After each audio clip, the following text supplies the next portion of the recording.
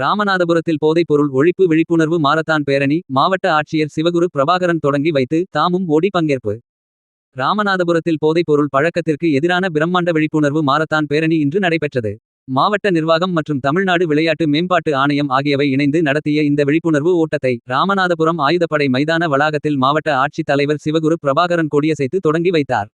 பொதுமக்களிடையே விழிப்புணர்வை ஏற்படுத்தும் நோக்கில் மாவட்ட ஆட்சியர் அவர்களும் இந்த மாரத்தான் ஓட்டத்தில் நேரடியாக பங்கேற்று ஓடினார். மாவட்ட காவல் கண்காணிப்பாளர் சந்தீஷ், மாவட்ட வருவாய் அலுவலர் சங்கரநாராயணன் மற்றும் முதன்மை கல்வி அலுவலர் ரஜினி ஆகியோர் இந்நிகழ்ச்சிக்கு முன்னிலை வகித்தனர்.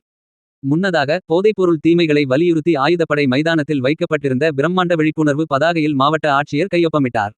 அதனைத் தொடர்ந்து மாவட்ட ஆட்சியர் தலைமையில் மாணவிகள், விளையாட்டு வீரர்கள், காவல்துறையினர் மற்றும் பொதுமக்கள் அனைவரும் போதைப்பொருள் ஒழிப்பு குறித்த விழிப்புணர்வு உறுதிமொழியை எடுத்துக் கொண்டனர்.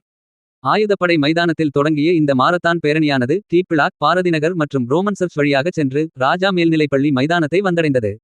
நிகழ்ச்சியில் நகராட்சி ஆணையாளர் அஜிதா பர்வீன், ராமநாதபுரம் வட்டாட்சியர் Kaleeswaran, Indian red cross society மாவட்ட செயலாளர் ரமேஷ் மற்றும் அரசு அலுவலர்கள், தன்னார்வலர்கள், பள்ளி கல்லூரி மாணவர்கள், மாணவிகள் என பலரும் பெருந்திரளாக கலந்து கொண்டனர்.